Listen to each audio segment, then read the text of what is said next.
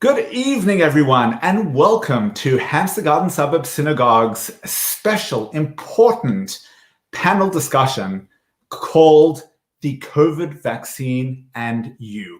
Now, it's very important for us to be pioneers in the vaccination process, and we're very proud to be part of this wonderful country that is leading the way in vaccinations. So many thousands of people already vaccinated in this country, so many members of our own community already vaccinated, and it's almost a par for the course that we are going to be discussing ideas that are obvious to most of our congregation, most of our community this evening, about why it's important to vaccinate both from a health perspective, a societal perspective, and a halachic perspective. So tonight we're going to be hearing from three specialists, three professionals, leading experts in the field. I'd like to invite them into the conversation right now as I introduce our panelists for this evening.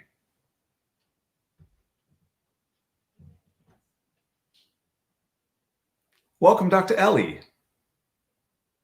I think we are welcoming everybody in and I will introduce everyone all together. Welcome, Rabbi Friedman, and welcome, Dr. Miller.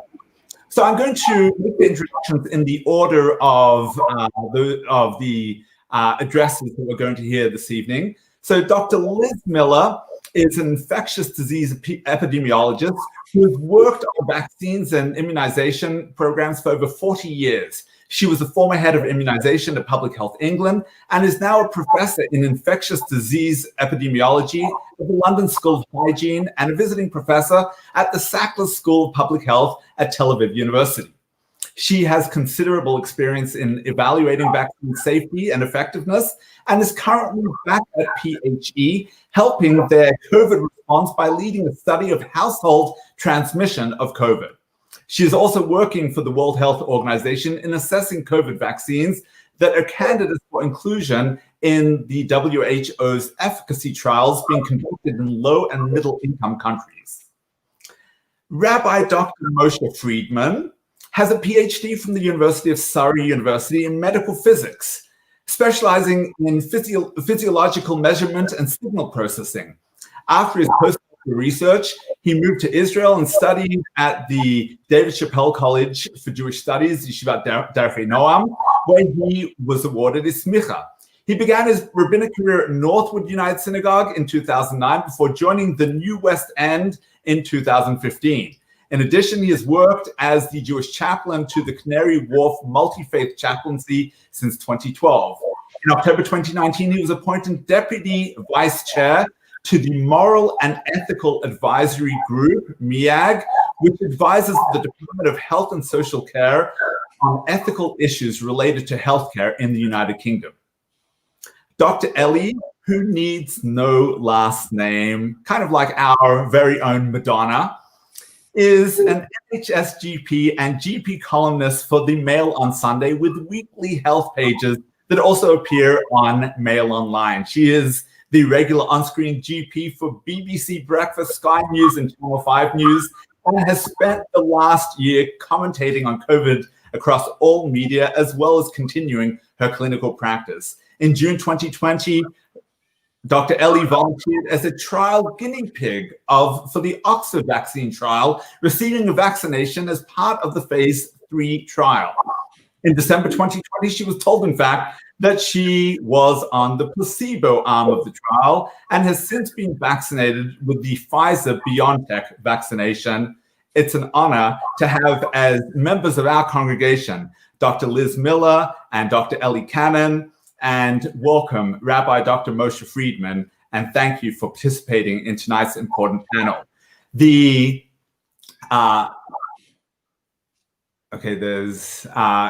order of this evening's events will be Dr. Miller will present to us about generally what's happening in the world today in terms of the vaccine and the various forms of the vaccination. We will then hear from Rabbi Dr. Friedman about the halachic imperatives of the vaccination. And then we will hear from Dr. Cannon, Dr. Ellie, about what's happening in this country practically. When can we expect to receive a vaccination, and how it's all working for incredible GPs like Dr. Ellie at the front lines, who are making this country and this world safer for every individual citizen of this planet. So without further ado, I give you Dr. Liz Miller. I'm sorry that I got cut off. My internet went down, so if I just disappeared, I apologize. So I missed the other introductions of the other speakers. It's been a year since COVID appeared, and it's absolutely incredible that there are 52 vaccines that are currently in clinical trials around the world, and 162 that are being developed and are in what's called their preclinical stage, where they're still being evaluated in the laboratory. When COVID hit, there was quite a lot of speculation that perhaps it was not going to be possible to make an effective vaccine. After all, it's a related virus to the common cold virus, and as people are aware, for many years, people have been trying unsuccessfully to make common cold virus. So there was really considerable uncertainty as to the success. And here we are a year later, and we have three effective vaccines, in fact, two of which are already being used in this country. Now, back in March, when the vaccine initiative started, the government put together what's called a vaccine task force to look at the landscape of which vaccines were being delivered and to basically make a massive bet. There were many different types of vaccines, and really it was anybody's guess whether any of them would work, whether all of them would work. And therefore the British government and this vaccines task force pre-ordered 6 vaccines. No idea which ones would come through, if any. And as we all know, 2 of the vaccines that have already been licensed, one from Pfizer, one from AstraZeneca. There are another 4 vaccines in that basket. Some of them that might have been considered the best bets, like the one from GSK, doesn't look very good, and they've gone back to the drawing board. And it just shows you how uncertain this whole field was at the time. But at the moment we have 2 vaccines, both are extremely effective at preventing serious COVID disease. They have to be given as 2 doses. We know that the government advisors, the Joint Committee on Vaccination and Immunization, really for logistic reasons and public health benefit, decided that the 2 doses would gain more public health benefit if they were separated by a large interval. That's not been a decision that has been endorsed necessarily by the World Health Organization and other governments elsewhere. We can talk about it if people are interested. But it's clear that 1 dose of these 2 vaccines does provide considerable protection.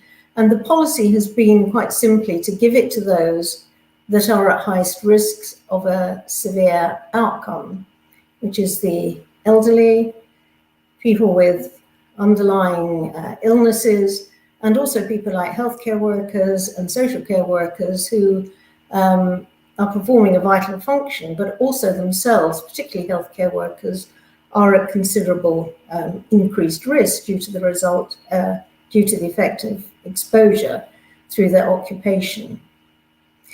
So the issue about the extended gap, the Oxford vaccine has in fact been looked at with a 3-month interval between the 2 doses and has been effective. And I think it was not an unreasonable extrapolation that the Pfizer vaccine, which was 94% effective, I mean, it's in 2 doses, it's very, very effective, would be similarly protective after a single dose. And the Public Health England, from whom I'm currently working at the moment, is going to be looking very, very carefully at this rollout of the vaccines to see exactly what efficacy is achieved in the real world, because the real world use isn't the same as in a clinical trial, and to ensure that the UK has the best possible policy. In the past, we have reduced numbers of doses for vaccines before and evaluated that in a sort of a post-marketing situation. So I think that is the policy here. We are, I think, ahead of the game in the sense of trying to maximize the benefit that we have from the available vaccines. I'd just like to briefly mention the World Health Organization. Clearly, there is going to be a differential between rich countries who can afford to pay the 30, 40 pounds a dose, and poor countries who don't have manufacturing capacity and don't have a lot of money to buy vaccines.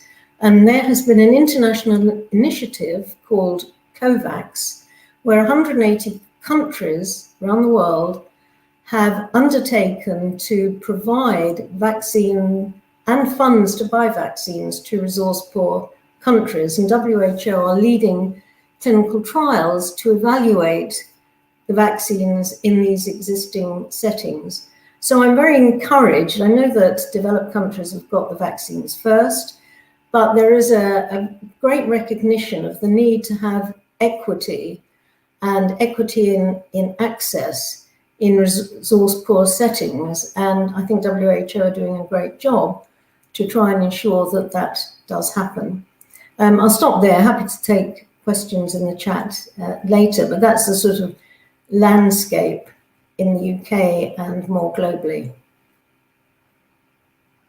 Well, thank you so much, Dr. Miller. Can I just check, Rebecca, is my sound okay at the moment? Okay, good. All right, just on your last point there, Dr. Miller, I want to also emphasize, as well as the length to which the WHO is going, and it's really important that we have an organization that, such as the World Health Organization, that looks out for those countries that are in the developing stages. But I also want to emphasize the role that religious organizations are playing, including the Vatican and World Jewish Congress, also emphasizing the importance of equity when it comes to the vaccine. And so we're all in this together. We're working hard. Thank you, Dr. Miller, for everything that you do for the World Health Organization and for every aspect of your professional life that is saving lives on a global scale. We now turn to Rabbi Dr. Moshe Friedman, who will give us a halachic perspective on vaccinations. Thank you so much, Rabbi Friedman, and thank you for having me on this illustrious panel. It's a real honor to be joining you this evening. I wanted to take us back, actually, many years, in fact, 150 years, 200 years, to the time before vaccination was possible, and in fact, to the time when medical technology was certainly not where it is today.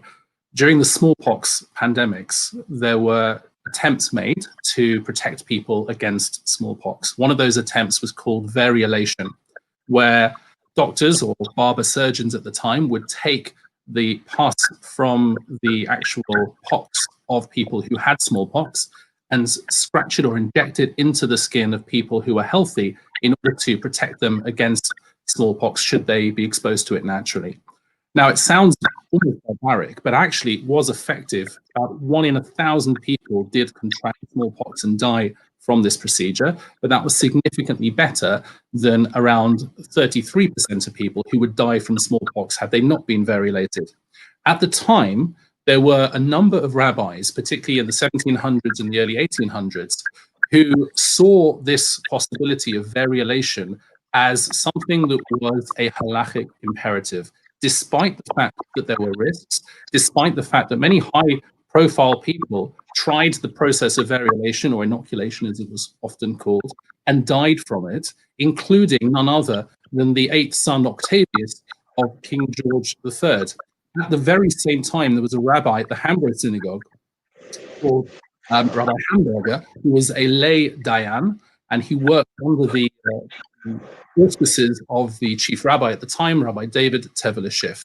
And he wrote a book called Alei Terufa, where he extols the process of variolation and describes the pain and anguish on losing his 2 sons to smallpox.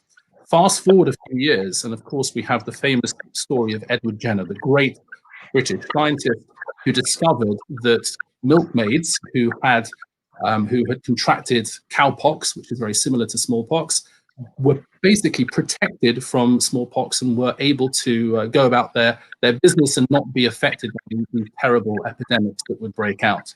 And he theorized that if you took the pus from the cowpox and injected it, you could actually protect people against smallpox. And he tried this on his gardener's son, exposed this poor 9-year-old child to smallpox over and over again. And in fact, the child had been protected. This was the first vaccine ever to be created, hence the name vaccine from the Latin vacco, meaning a cow. At the time, the rabbinic response to this was incredibly positive. The Tiferet Yisrael, Rabbi Yisrael Lipschitz, who is a very famous commentary on the Mishnah, passed away in 1860, describes Edward Jenner as one of the great righteous Gentiles of our generation, who has perhaps saved myriads of lives. Fast forward to the present day, we have rabbis across the world, including our own chief rabbi, who has come very strongly in favor of vaccination, not only as an important choice to be made, but a moral and halachic choice to protect oneself against any harm or any disease. And there are a couple of issues that I want to address in particular when it comes to the halachic issues of vaccination, because there are some questions to be asked. What is the Jewish perspective on risk, first of all? Because every procedure carries a certain amount of risk. You know, even waking up in the morning carries a certain amount of risk. Crossing the road, getting into a car, there are risks associated with everything. And I think one of the challenges that the medical profession has, and perhaps our politicians as well, is educating the public about how to assess risk. What is something that is risky? What is something that's actually an acceptable risk? And the way that we look at it is very much the way that the Tiferet Yisrael looked at it. He looked at the number of people who were variolated before vaccines were even a possibility, and saw that if 1 in 1,000 people die from variolation, but 33% of people die from smallpox, then variolation is certainly better than smallpox. The same thing applies for us. The side effects of vaccination are usually very small indeed. And in fact, the risks are tiny compared to things that we would do every single day. And we don't even realize that there are risks associated with them, like driving or going about our daily business outside on the street. So the fact is that when it comes to vaccination, we assess the risk of being vaccinated. We assess the risk versus the risk of contracting this terrible coronavirus and the risk of morbidity and mortality as a result of that. And we look at that and say, well, obviously, if the risk of vaccination is significantly lower, then that's the halachic imperative. We also have a Torah obligation to protect life, not only to protect our own lives, but to protect the lives of other people as well. And I think that it's absolutely clear from the Torah when it says, Rak hishom elecha, he says, Rak hishom elecha u'shmor nafshecha ma'od, that it says that we should protect ourselves and protect our souls, the Kli Yakar, Rabbi Ephraim Lunchitz, Shlomo Ephraim Lunchitz, he says explicitly on this pasuk that we have an obligation to protect ourselves and indeed to protect others as well. There are many ethical and moral questions about vaccination, apart from the fact that we have to decide who should be vaccinated first. And I think the JCVI has done a tremendous job in working out which groups should be prioritized in terms of vaccination. But if the opportunity is there to be vaccinated, if we have that pass to be able to protect ourselves and possibly to protect others as well, then we certainly have an obligation to do it. To not vaccinate, to put oneself at risk and possibly to put others at risk as well, is a violation of halakha. And although you may well find that there are people who will be out there spreading all sorts of nonsense and lies about vaccines and about halakha in terms of vaccination itself. Please don't listen to it. It is rubbish. And in the same way that I don't engage with people who believe that the earth is flat, I don't engage with discussions with anti-vaxxers as well.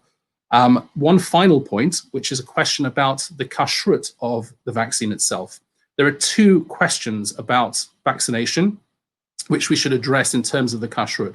One is the fact that some vaccines use porcine gelatin as a stabilizer to ensure that the actual content, the active content of the vaccine remains stable. There is absolutely no prohibition whatsoever on use of porcine gelatin, not in vaccinations, nor in other medications as well. Okay, Rabbi Chaim Ozer Grzinski, in his response of the Achiezer, explains that to violate the laws of kashrut, one has to actually be eating food and actually ingesting it in the way that one would normally eat. So gelatin in this particular scenario, when it's not part of a food, is not considered food, and it's not considered what we call derech achila. It's not considered a way of eating. The second question is the use of fetal cells, because vaccinations, particularly for viruses, have to be built and they have to be made in cell lines that are taken from aborted fetuses. Okay, there is a whole background to this, which I'm not going to try and explain. I will leave that to the experts.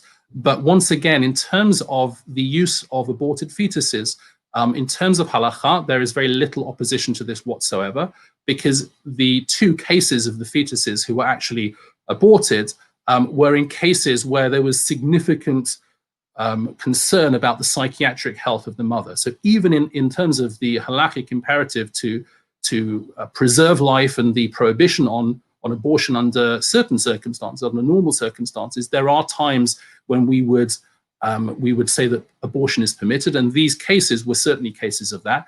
Even if that wasn't the case, it's quite likely that despite the fact that we would have prohibited abortion under those circumstances, once those cell lines had been created, we could still benefit from them anyway. And particularly when it comes to saving lives, that's, as we all know, a halakhic imperative. So the bottom line is, we all have a halakhic imperative to look after ourselves, to consult with our doctors when we need to consult with our doctors about our health, our physical health, as much as our spiritual health, when we consult with our rabbonim and our rebbitzins. And we have an obligation under these circumstances to trust the medical professionals, trust the scientific community, and get vaccinated as soon as possible. Thank you very much. Well, thank you so much, Rabbi Dr. Friedman. We, Anglo Jury, is very blessed to have a personage such as yourself who is able to combine that Torah and Chachma, or Torah and Madad, the Torah and science. Not sure since the days of Rabbi Lord Jacobowitz that we've had someone who is such an expert in the medical ethics and able to understand and synthesize both aspects. So thank you for explaining, and thank you for making it so clear to our viewers the halakhic imperative and the explanation behind what is at stake here. In my introduction, I mentioned a number of media that Dr. Ellie appears on. I neglected to mention probably the most important TV show that she has appeared on, which is, of course, Norris Lee TV. But thank you, Dr. Ellie, for always being there for us as a member of the community and dedicated volunteer, such a wonderful, warm person who's humble and there for us when we need to call upon you. Without further ado, Dr. Ellie. Thank you, Rabbi Friedman. That was a very nice introduction. Thank you. It was lovely to hear the other experts speak as well. I will talk about sort of the practical aspects of the vaccination, but I just wanted to sort of mention a couple of things which I feel are really important to get across to our audience about vaccination. I find at the moment on my sort of daily permitted exercise that whenever I bump into anybody I know, people want to ask me questions about vaccination. So I wanted to answer a couple of those questions. One of them actually, it refers back to something Dr. Miller just mentioned about efficacy rates of a vaccination. And people are talking about how effective the vaccine is. And never before really has a public scrutinized vaccines or drug trials as we are now. We're all desperate for an answer. We've got nothing else to do. We're all watching the news far too much, and we're scrutinizing these things that most of us, and I include myself in this, don't necessarily understand how to scrutinize or what that actually means. And just to echo something that Dr. Miller said about the sort of effectiveness of these vaccines, we've vaccinated against flu in this country for the last decade or so, longer in other countries. And in a bad year, when a flu vaccine is not great, and the year after we say, well, that flu vaccination wasn't actually that great, it didn't really protect very many people. We've had a couple of those, particularly sort of affecting the elderly a couple of years ago. We can have a flu vaccination that is only around 15 to 20% effective on a national vaccination program. On a good year in a flu vaccination program, we're looking at around 50% effectiveness for a flu vaccine. So to talk about effectiveness, to talk about what we call in science efficacy rates for vaccinations, and to be talking about 80, 90%, we're talking really, really good rates. So these are really, really effective vaccines. That means if you take 10 people like yourself and they're all vaccinated, that means 9 of them are going to be protected against COVID. And once you've got that happening, your R number effectively drops to 0 and it just can't be transmitted. So if we're looking at those rates of vaccination, they are really, really good. We've accepted a flu program in this country for the last few years, and it's nothing like these effectiveness rates. This is really, really good. So yes, the answer to the question that people stop me in the street and ask, do the vaccinations work? Yes, the trial data shows that the vaccinations work, and they work very well.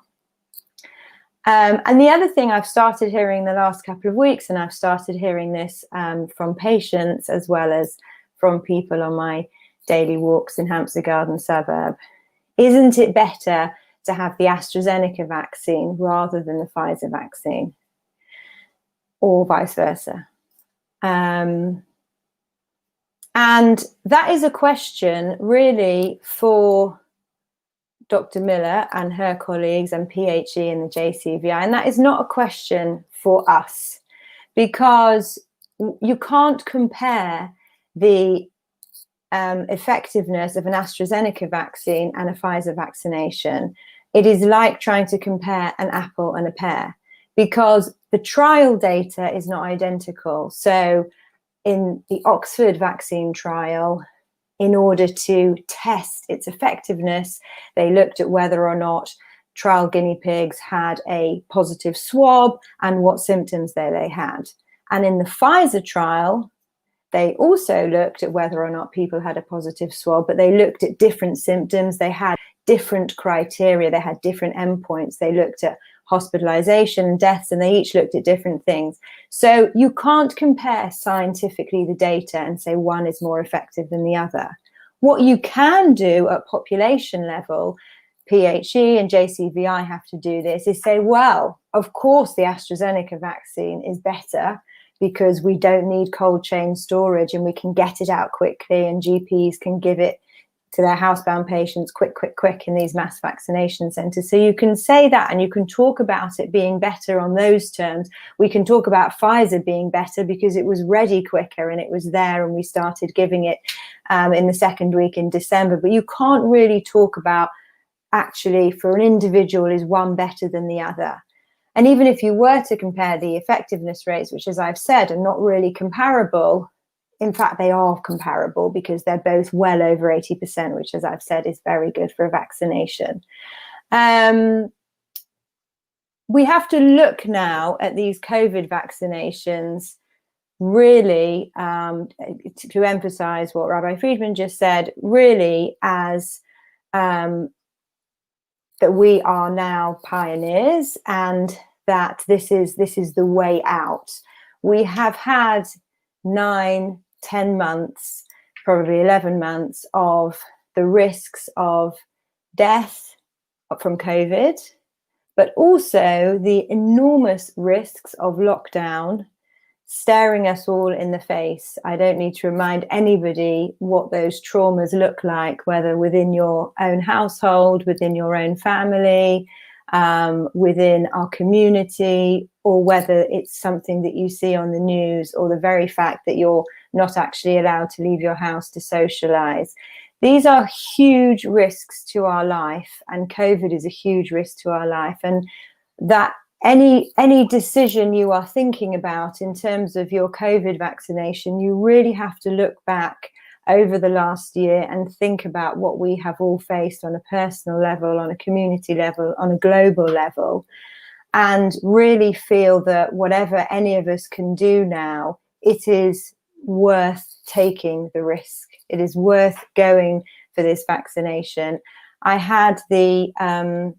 I was fortunate enough 2 or 3 years ago to go to the Congo with Save the Children, where they try and vaccinate the children against pneumonia, which is something that parents like me don't really think about for our kids, although in the UK, your kids are vaccinated against pneumonia, but we don't even really think about it, because pneumonia is a disease of poverty, and it affects children who are badly nourished and don't have access to vaccination or healthcare or clean water.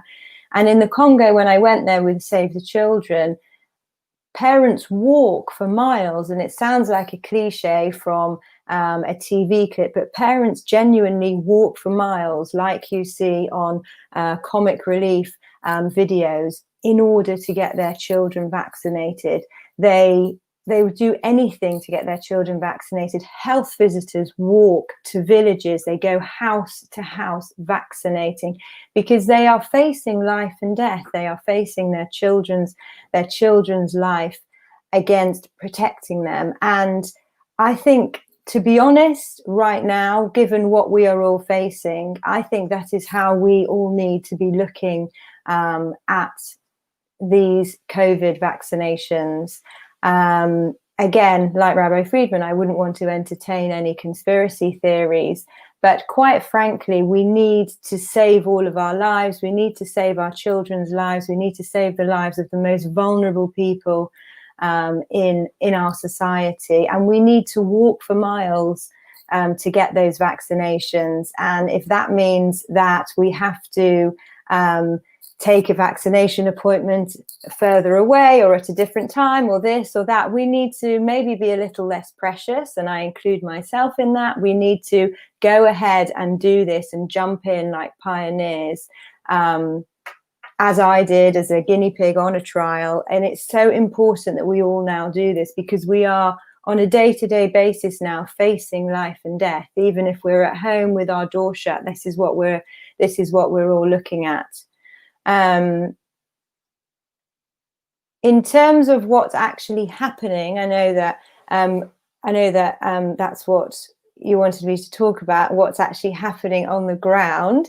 I think it's really important for people to understand that what is talked about in the media and in terms of the sort of higher national agencies, at press conferences with Matt Hancock or with the chief medical officer, that is often very different from what happens on the ground. So perhaps the most useful thing to say to people is that announcements about vaccination numbers and mass vaccination hubs are very good for the press and are very good to fill newspapers and TV broadcasts, but they're not necessarily what is going to affect you and how you are going to be vaccinated. And the most important thing, I suppose, is really to understand that everybody is going to be vaccinated on a local level, and what is being said in terms of vaccination numbers and everything else is really pretty irrelevant until it's actually your time to get your appointment.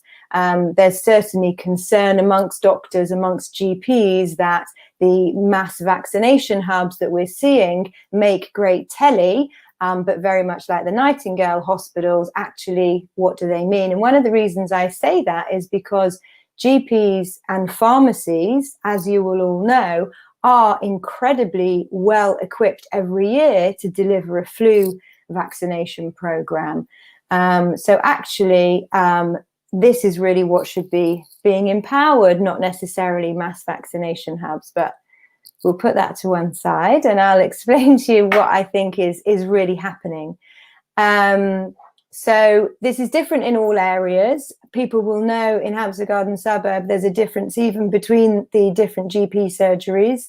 One seems to be vaccinating, one seems not to be. So there's definitely a postcode lottery, and there is nothing you as a patient can do about that. You just have to sit and wait your turn. It is not equal, and that unfortunately is how it is. Right now, what is happening is everybody who has not been contacted, who is over 80, today or yesterday should have received a letter from the government to book their vaccination at a mass vaccination hub, which for us here is London Excel, or it may be at a local GP hub. So now everybody over the age of 80 should have received one of those letters and should be going online or phoning the number, using their NHS number and booking those 2 vaccinations. Many GP surgeries, including my own in Abbey Road, have already been vaccinating with the Pfizer vaccination since the 2nd week in December. We also have AstraZeneca vaccines, and as I said, there's the difference between them being very transportable. So many GP surgeries are using their AstraZeneca vaccines to go to nursing homes and to housebound patients, and using their Pfizer vaccines for patients who can walk into the surgery. We're now at the stage, as I understand, where we've vaccinated almost half of the over 80-year-olds in the country, at least with 1 vaccination, and still that is very much the priority. We're definitely not at the stage yet where we are vaccinating down the tiers, and you can look for those groups online, what the order is. And I think it's difficult for people to understand the order, because very high up are people who are called clinically extremely vulnerable, which means that they were shielding first time around. So that's 2 million people in the UK, which is different from people who are 65 and under, who are high risk. They are different from the clinically extremely vulnerable. That might be somebody with heart disease or diabetes. They are further down the list than the people who are shielding. And I think the message really very much is, unfortunately, sit back and wait your turn. I know there has been some, obviously, people who have managed to get sort of leftover vaccines at the end of the day. I think that's going to happen less and less, and it certainly won't happen with the Oxford vaccine, because there's no reason for there to be any not to be any leftovers at the end of the day, because we can just put it back in the fridge. So I don't think that's going to carry on happening, but if that is something that people have done, then good for you. That's, it's good that it's not been wasted. We certainly didn't throw a drop away in my practice. And I think we all just have to sit back and wait our turn, try and keep a cool head. And as Rabbi Friedman said, not listen to any conspiracy theories, and just hope that the vaccine is indeed the magic bullet that we've all been waiting for. Well, thank you, Dr. Ellie. I think what's most powerful is that you, not just a doctor and not just a TV doctor, but somebody who's willing to put your proverbial money where your mouth is and be that guinea pig to be able to take those tests, stand at the front lines, and be one of the people who was willing to be part of the trial for these vaccines to save humanity. So thank you for that. As you say, we can always put our vaccines at the end of the day back in the fridge. Sounds like my dinner for the last week each night with our leftovers. But these are really important vaccines, and something that we do want to be able to pull out the next day so that we can save more lives. I want to now turn to comments and questions. And I encourage our viewers to please do post your questions to the Facebook comments section, and we will address those questions to the panelists. I noticed that we have a couple of questions up that are not directly related to the vaccine. I will respond to them very briefly myself, but if we could try to please find questions that are directly related to the vaccination issue, that's what this evening is preferably about. So just in terms of the couple of questions that are up at the moment, we have one question from Paulina Bavel, Dr. Paulina Bavel, who there's actually a lovely write-up about Dr. Bavel's work in the JC. You can see it online at thejc.com. Without whose work the communication that we're currently using this evening and really across the globe wouldn't be a reality. We're able to do what we can during COVID because of Dr. Bavel. So Paulina asks, how is risk currently evaluated in the case of currently open Mignon, and would it not be better to close them and avoid people being exposed to risk? So I will just answer that very briefly from my perspective as the rabbi of Hampstead Garden Suburb Synagogue. Our shul is still open. A number of United Synagogues have closed. I don't speak on behalf of the leadership of the shul. I offer opinions that are my own, but certainly in consultation with the other leaders of our shul. And just to give you just a couple of brief reasons, the rationale behind our continued services on a daily basis. Number one, in terms of minimizing risk, and that's what your question's about, I feel that it's important that we as a shul that abides by all of the government guidelines, from social distancing to the wearing of masks to the option of outdoor services, takes place at 7:45 on a Shabbos morning outside. So those people that are being most nefesh, self-sacrificing to be able to stand out there in the cold, really yasher koach. So we are we're not doing the communal singing. All of the things that the government has asked us to do, we are abiding by. And why is it important that we have our doors open and abiding by those systems?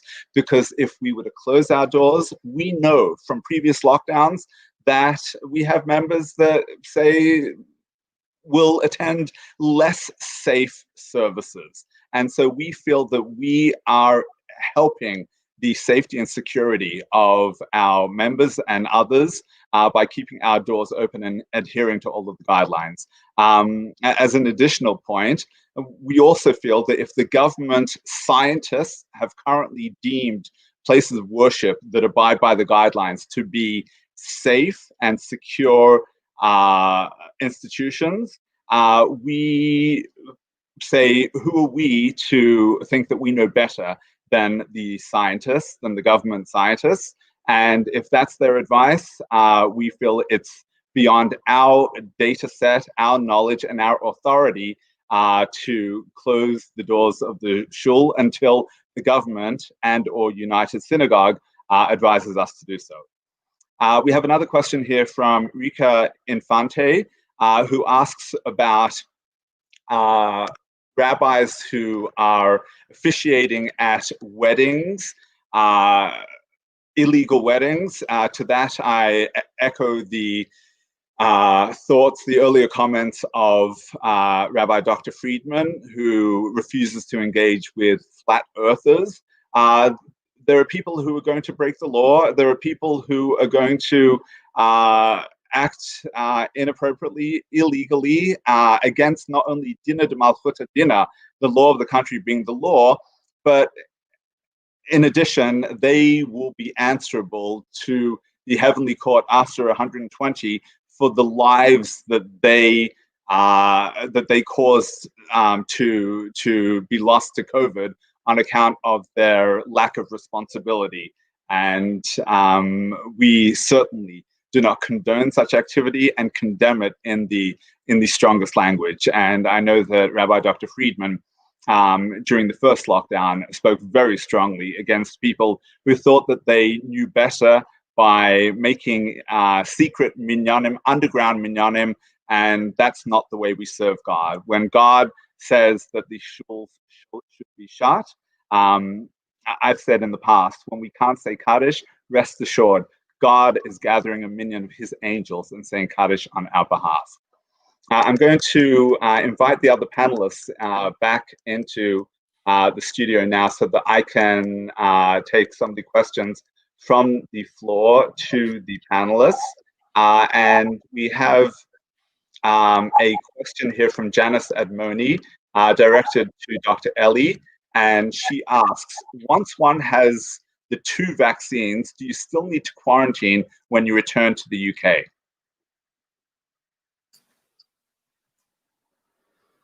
Yes, you do at the moment, because again, this goes back to the individual versus the population. So we assume sort of full immunity 1 week or so after your second vaccination.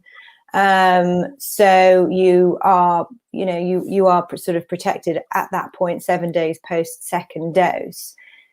Theoretically, and one would hope in a few months' time, in a year's time, who knows when, that no, we will no longer have to quarantine in these situations. But at the moment, we have national laws and national guidelines, and we can't have a situation where we have one rule for people vaccinated and one rule for people not. Of course, the aim eventually is to get to that situation where we won't be quarantining. The other thing to say, from a scientific point of view, and again, this is something that comes up when people stop me on my walks, is at the moment the vaccination is not proven to affect transmission, and I'll hand over to my esteemed colleague Dr. Miller to talk about that, because that's obviously her expertise. But the vaccination trials looked at preventing COVID disease in patients and looked at things like hospitalization and death.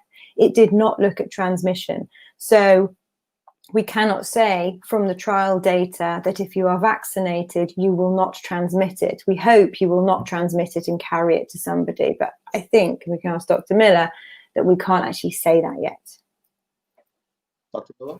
Thank you. The trial did actually look at that. They took swabs regularly from the trial cohort, and in a proportion of individuals, they did find that they were carrying the virus with no symptoms, but that proportion was much lower in those that had been vaccinated. So overall, it seemed to have about a 50% effectiveness against asymptomatic carrying of the virus. Now, how infectious those people are, if they've tested positive, we don't really know. And that's what my study of household transmission is going to be looking at. We find at the moment with the current strain, or with the previous strain, actually, it was about 40% of household contacts get infected. That's where a lot of the transmission occurs. Very important that people do not introduce it into the household setting, particularly where there's a vulnerable individual there. But what we want to see is if you've got a case in a family that is vaccinated, is the risk of transmission lower? I think it will be. Most vaccines operate like that they basically shift the severity profile down. So some people don't get disease at all. The proportion of people who get mild disease and maybe a little bit infectious is reduced. And, this is one of the things that PHE will be looking at quite closely as the vaccine is rolled out. I'm going to see a question there from Robert Hurst, a very good question about the South African and the Brazilian strains. As people probably know, viruses being viruses, they will mutate the whole time. In fact, I was on a WHO conference all day looking at this particular issue in relation to vaccines.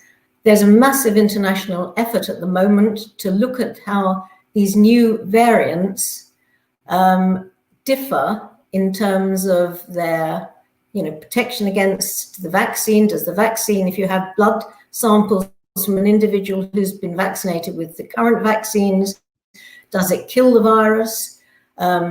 Questions like this are the subject of active research. The data that I've seen for the UK variant, which is now about 75–80%, shows, I think, that it is likely that the current vaccines, the 2 vaccines we're using, will be effective against this strain.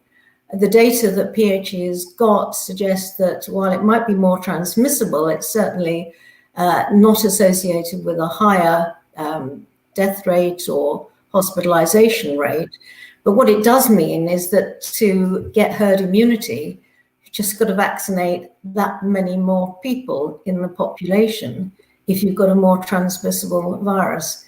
The ones from South Africa and Brazil haven't been looked at in detail as yet, but this is a topic that WHO has got an international group together where they can react within a few days as a new variant emerges. But it is a concern. It's a concern actually with many vaccines. Flu vaccine every year has to be changed because of the mutation of the virus. One thing, the vaccines we're using, although they're viral vaccines, we don't grow them in tissue culture.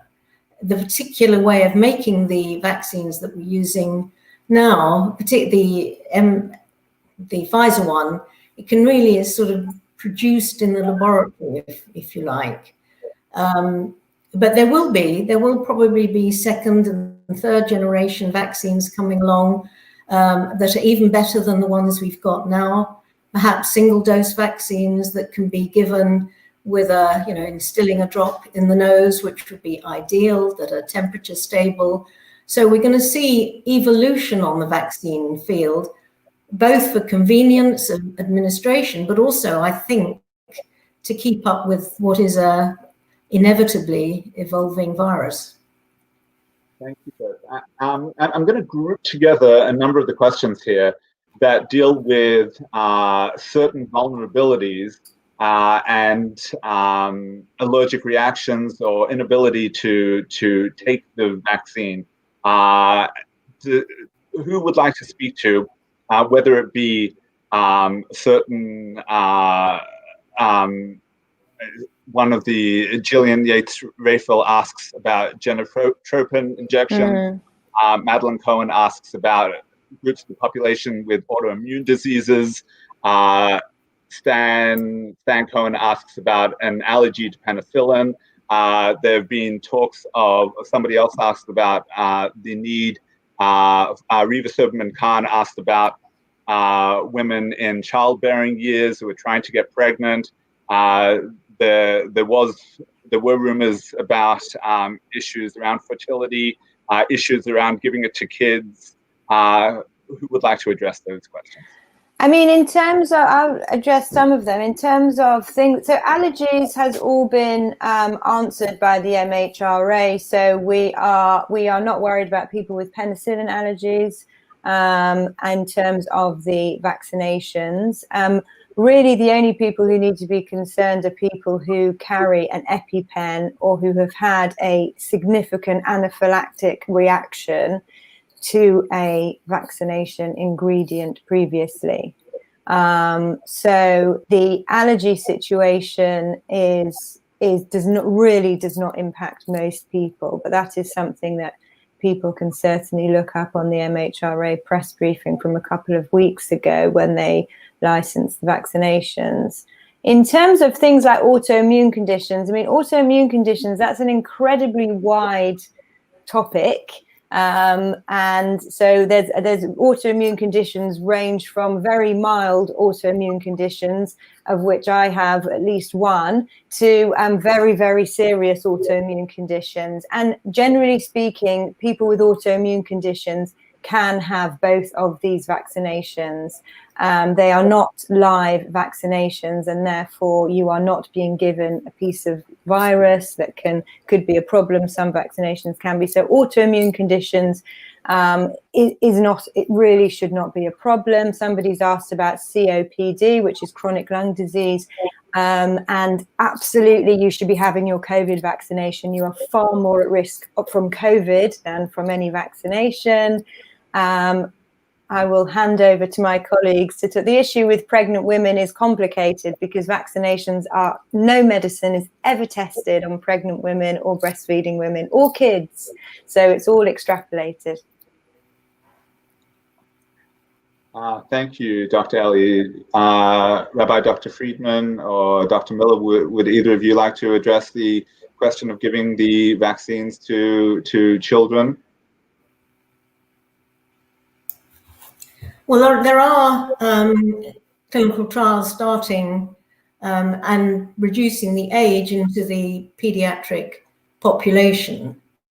I mean, that normally is the way vaccines are developed. You start with the older population. Even if the vaccine is targeted to children, you would still start in adults and work down. Here, clearly, the vaccine was targeted at older people and people with comorbidities. I mean, the big question will come, if the vaccine does prevent transmission, then younger age individuals, both, young adults who are otherwise healthy, children and adolescents, could then become a target, not necessarily to directly protect them from severe disease, although some of them obviously do get severe disease, but also to help build up the immunity in the population.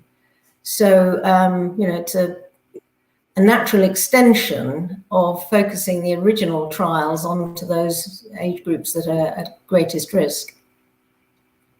Thank you. I think that answers a couple of questions that are out there. One question about people who have had the virus, other questions about something that I've heard a number of people say, well, yes, I'm going to get my aged parent vaccinated, but I'm young and fit and healthy, and what do I need it for? But I think that really speaks to the necessity of everyone getting vaccinated.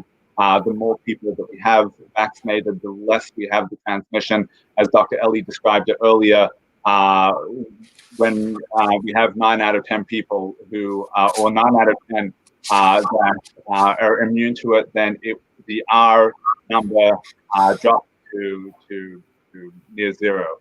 So we're getting close to the end of the hour. I want to thank our panelists very much. Thank you to all of our viewers. Thank you to Rebecca Harris from United Synagogue, who is in the background running this evening's program. Do our panelists want to offer us a final sentence or two before we sign off? How about Dr. Friedman? Thank you so much. I wanted to address the previous point as well, in terms of children. And Rabbi Schachter from Michigan University came out with a response recently around the COVID vaccine, citing that certain communities had refused the MMR vaccine for their children because of the spurious and libelous claims that it caused autism, which has been proven to be false, and the MMR vaccine is absolutely safe. But the problem is, of course, when it becomes known that our community or communities within our community are not vaccinating their children, it causes a Chilul Hashem. And he cites this Chilul Hashem, and he says, even if the government mandated that we had to be vaccinated, that is something that we should follow. Now, there is no appetite to create a sort of a mandatory vaccination program, but there's even less of an appetite to have a kind of vaccine passport system at the moment because of what Dr. Miller said in terms of the fact that we're not sure on the transmittability of COVID after you're vaccinated. But there is a certain responsibility, a social responsibility we all have, and as Jews, an additional responsibility that we have in order to show that we are a community that adheres to what is not just the law in terms of the laws of social distancing, but also that we take these things seriously and we vaccinate ourselves. Dr. Miller? Dr. Cannon? I think you're muted. Yes. Sure, my mic is off. No, I think Rabbi Friedman summed it up very well. And in the licensing process, the MHRA does do this balancing of risk versus benefit, you know, both for individual groups in the population if they've got contraindications and the population as a whole. So the process itself is based on that, you know, overall do no harm principle. And vaccines wouldn't get authorized unless they'd have that scrutiny that the benefit most definitely outweighs any theoretical or associated risk.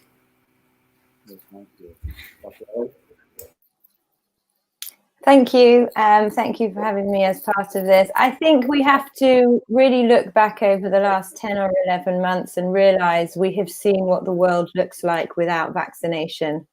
And it's not a very pretty place.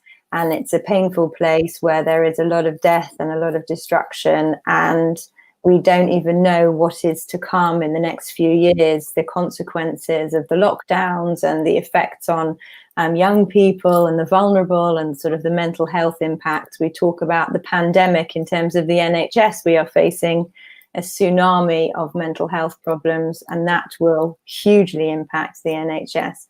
So this has been a world without vaccination. So aren't we lucky that we vaccinate our kids already against polio and meningitis and measles and diphtheria and diseases that I've never seen in 20 years in medicine, but we can afford to forget about. So that has, you know, that's been a terrible lesson for us all to learn. And if people talk to you about sort of anti-vax messages, just remind them that 2020 has shown us what life can look like without vaccination.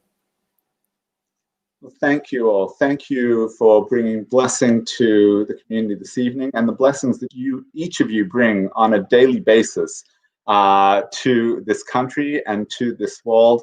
Thank you all for being part of this important session this evening, and good night. Thank you.